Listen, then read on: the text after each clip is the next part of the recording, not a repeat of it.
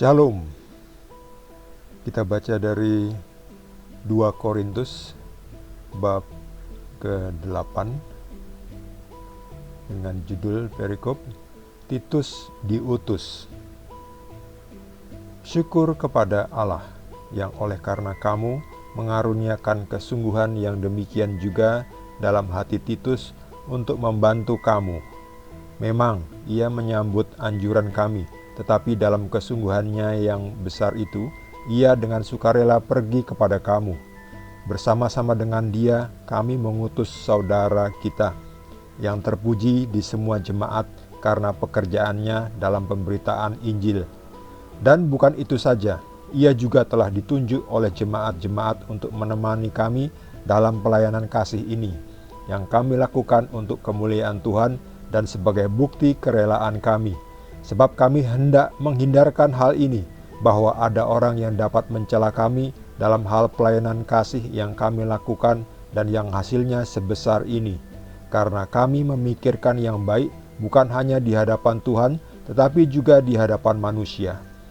Bersama-sama dengan mereka, kami utus seorang lain lagi, yakni saudara kita, yang telah beberapa kali kami uji dan ternyata selalu berusaha untuk membantu.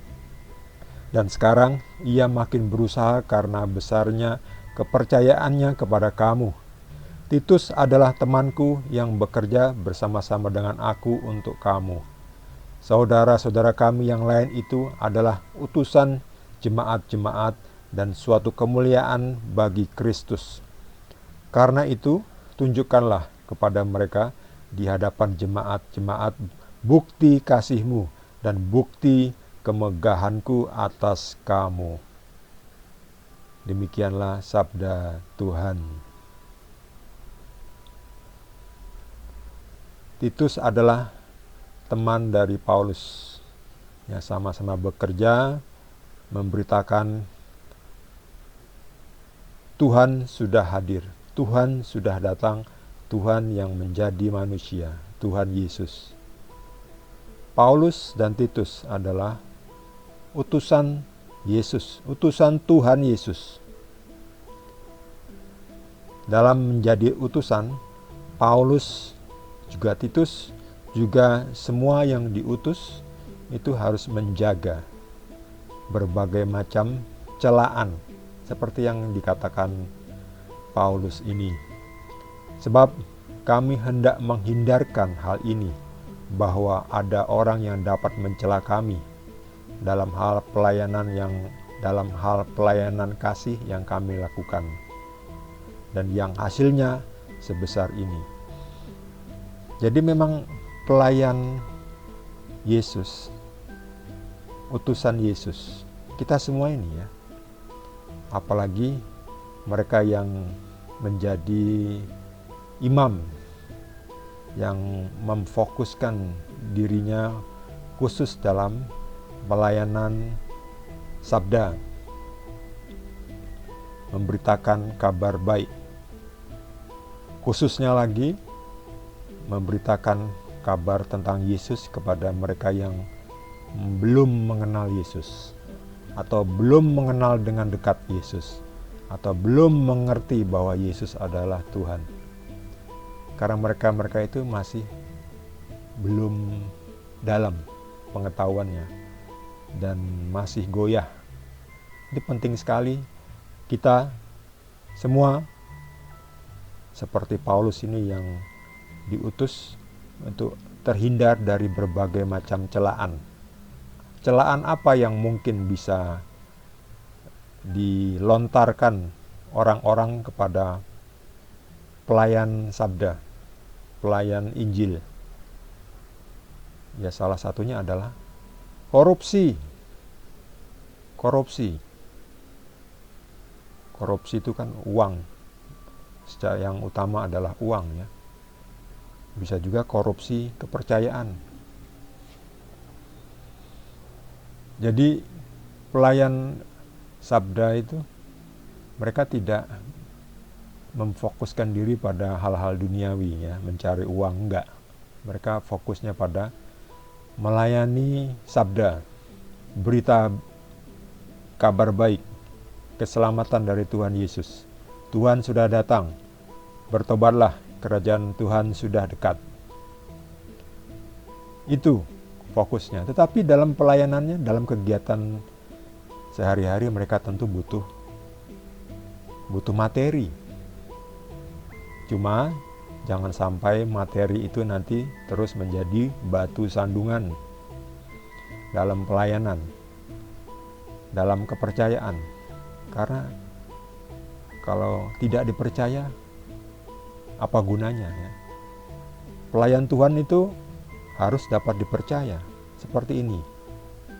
Bersama-sama dengan mereka, kami utus seorang lain lagi, yakni saudara kita yang telah beberapa kali kami uji. Lihat ini, kami uji, diuji, dan ternyata selalu berusaha untuk membantu. Jadi bukan orang yang tidak bisa dipercaya. Itu bahaya ya. Itu dapat mencoreng nama baik dari Kristus sendiri sebagai tujuan, sebagai guru, sebagai Tuhan. Masa pengikutnya korupsi? Sekarang ini kan ada beberapa pengikut Yesus yang ditangkap KPK, mengalami proses kriminal. Karena apa? Karena korupsi. Itu kan sangat mencoreng nama baik Kristus, Yesus Kristus. Tuhan Yesus memberikan ajaran yang baik, tetapi pengikutnya tidak bisa melakukannya dengan baik, malah ikut hanyut dengan roh dunia ini, yaitu apa? Yaitu yang ada hubungannya dengan uang. Korupsinya nggak cuma miliaran, tetapi triliunan. Itu kan bikin malu pengikut Yesus, mencoreng.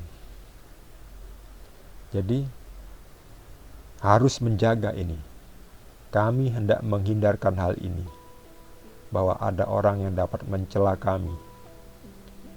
Itu satu dalam hal kejujuran uang, finansial, materi.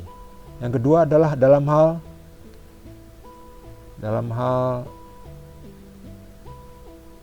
selingkuh atau perzinahan.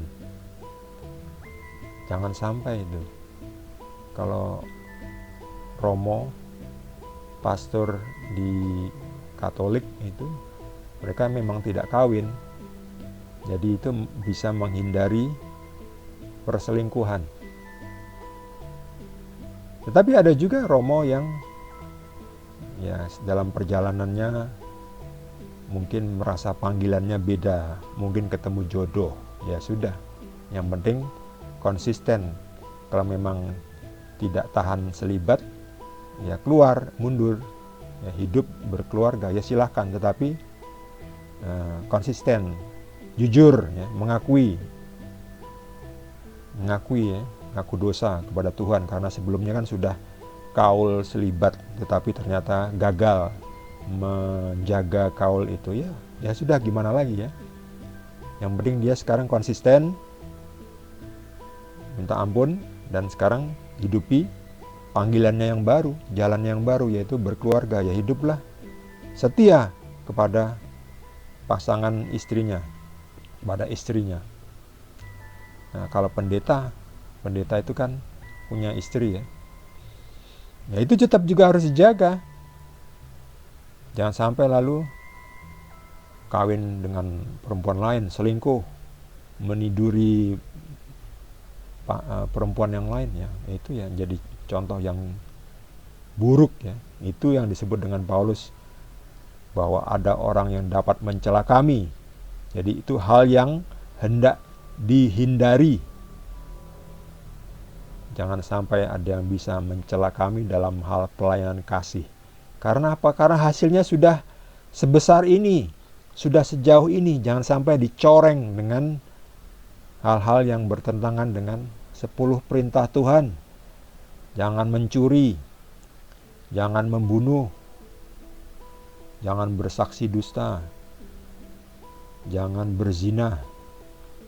Itu jangan sampai hal-hal yang seperti itu menjadi celaan kepada pelayan Kristus. Karena kami memikirkan yang baik, bukan hanya di hadapan Tuhan, tetapi juga di hadapan manusia. Jadi tidak hanya kita nampak baik di mata Tuhan, kita jujur, tetapi di mata orang kita juga bisa dilihat bahwa perbuatan kita jujur, nyata. Ya, bukan berarti harus pamer ya. Kalau kita misalnya puasa kan atau berdoa, kan Yesus mengatakan, kalau engkau berdoa, masuklah kamar, tutuplah pintu, berdoalah di Bapamu yang di surga ya. Bapamu akan mendengarkan dan memberkatimu.